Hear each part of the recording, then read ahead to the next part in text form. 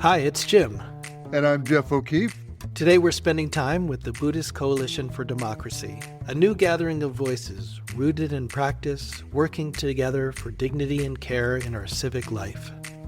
What stands out is their openness. This isn't about drawing lines. It's about welcoming people. Buddhists, non-Buddhists, conservatives, progressives, anyone who shares a commitment to compassion and the common good.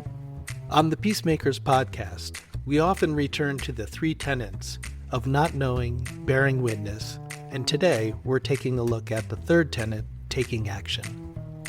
Action can be many things: signing legal briefs, sitting in meditation, hosting mindful town halls, or even writing a poem. At the heart of it is keeping the spark of humanity alive, no matter the circumstance. And that's where we'll begin today.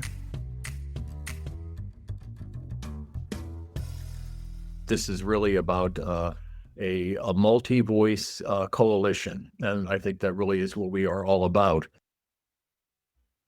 You know, Joan Didion says that we tell ourselves stories in order to live, and I'd been telling myself a lot of stories, but I really didn't have any kind of direction on where those stories were going. And I discovered that these were a group of people like us, Buddhists, who didn't have the answers and were looking for a sharing. And my experience was it initially began as a grief group, a support group. And thanks to the direction of Seth and Mike and Karsten, it began to take shape. They began talking about, let's form some kind of organization that's going to find a way to kind of resist changes to American democracy, resist the force of fascism in the United States, but do it in a Buddhist way. And so Mike contacted me and asked, would you join this organization if we formed it? And I said, yes, but. I said, I don't want it to be a progressive organization like, say, the Buddhist Peace Fellowship or the Buddhist Action Coalition. Let's start with an enunciation of our principles, the things that are basic to what we're doing. The second part was, what are we for? We don't want to be Buddhist against Trump. We want to be for something, not against something. I want it to be a broad coalition. I want people on the right, libertarians, for example, or conservatives who are now disaffected with the Republican Party. I want them to feel as comfortable being in this organization as Marxists and progressives and liberals might be. And Mike agreed that let's say that as long as you support the basic ideas of individual liberty and democracy, and as long as you support that, you're welcome to be a member of this organization. And I should add, we don't check anybody's Buddhist card. If non-Buddhists want to join, we won't check their identity at all at the door. I think each person has a unique set of abilities and a unique set of personality traits and a unique set of vulnerabilities, and that we each have to decide for ourselves, what it is that we do, to resist autocracy. For some people, that will be organizing and demonstrating and so forth. For other people, it might be writing poetry. I think about Anna Akhmatova writing poetry throughout the Stalinist era, or Solzhenitsyn writing his novels in the Gulag. I mean, everyone will find their own way to find a way to resist and keep the spark of hope and compassion and loving kindness and mutual care alive. We're working together with the Insight Meditation community of Washington, D.C. That's Tara Brach's organization, and we're putting together in November a town hall on immigration, and it's going to have teachers like Tara Brach and Lama Rod Owens, and it's going to have immigration lawyers, it's going to have people from vulnerable communities, it's going to have panel discussions, and it's talking about how can we cope with the current crisis with ICE and what's the appropriate thing to do. We've been signing amicus curiae briefs. There are a number of, for example, immigrants who've been unlawfully detained or deported, and we've been signing on as, along with other religious organizations, and so far all of our briefs have been successful. All the people that we've signed have not been deported, and one has been released, and another is about to be released, or hopefully will be released pretty soon. So we get involved in the legal situation too. We have a monthly mindful town hall run by Suraj Prangal, where people can come online and just not do talking points, about politics, but to talk about how they're being emotionally affected, by everything that's happening. How are they coping? How are they dealing with it? Right now, we have a monthly interview series with engaged Buddhist leaders that Julia Sahabian is the host for, and people like Bhikkhu Bodhi and Tara Brach. We have a weekly meditation group for activists starting on October 1st, and that's being led by Linda Madaro. We have a resource page now where there are resources from every Buddhist tradition we're putting on there, different kinds of meditations, different books, different articles that can get you through troubled times in one way or another as you're dealing with the politics. We have a Substack column so that maybe twice a week we put out essays by our members talking about how they're dealing with the moment. We also endorse national demonstrations. So things like No King's Day and the May Day demonstrations and Labor Day demonstrations, so we've encouraged the members to get out there and participate. So that's just a few of the things that we've been doing so far. When it comes to issues like the Uyghurs in China or Palestinians in Gaza or what's happening in Ukraine, I personally have been reluctant to take a stand on those issues as an organization, mainly because I want this to be as broad a coalition as possible. And once we begin taking stands on issues that are divisive, I'm afraid that the coalition might break apart. So I at least have been arguing that we ought to keep it as focused as possible. That doesn't mean there are other voices that want to take a stand on Gaza or want to take a stand on something else. What I've been suggesting to people so far is that they have other venues for taking that stand besides this organization. Finding the right balance of sensitivity and skillfulness is so difficult.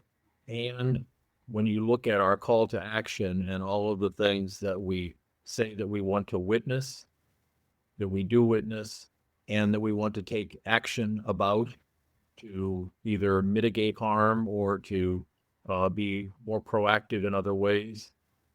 To be crude, our laundry list is so huge that any one issue, and this is not meant in any way to diminish how, heartbreaking and horrible this is on both sides, but it would be easy, in quotation marks, for us to focus on that to the exclusion of everything else that is going on, and then we might get locked on another issue. So I think that the equanimity and the kind of balance of finding out where can we make a difference. And to Seth's point, that might not be where our greatest expertise is right now in terms of an issue, but it doesn't mean that we don't care about it. The world is already so polarized, and almost all the information is aimed at enraging us and making us feel, amplifying our emotions in some kind of way. And the question is, how do we go about this business without getting caught up in the hysteria? I know a lot of people I speak to tell me that they feel very depressed and very like they feel powerless and there's nothing they can do. And they feel very gloomy about things. And I just want to say, I don't feel that way. I'm very happy doing this work. For me, this is joyous work. I feel like I'm doing something, and I'm engaged, and I'm doing something meaningful, and I'm never happier than when I'm making myself useful in some kind of way. I think the question about how do we talk to people who think differently and feel differently than we do is a very important question. And of course, a dialogue means that people on both sides are willing to have that dialogue. And there are some people you can have that kind of conversation with, and some people that you can't. Some people aren't interested in deep listening and sharing ideas, but are only interested in debating and winning points or bullying people or intimidating people. So you can't really have a conversation. You have to have someone else who's a willing participant.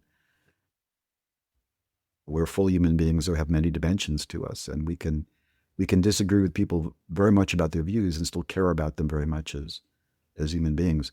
And doing that is a lot easier to say than it is to do. But I think that's our job, is to do that.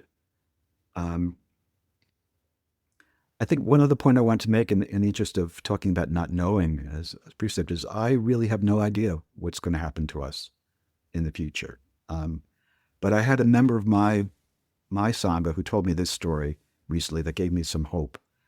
She is from Pakistan. She's a Sufi. She had to leave Pakistan. There was a fatwa issued against her, a death warrant by the mullahs. She said there was a time in the city that she grew up in that it was a very vibrant city with arts and culture and music and dance.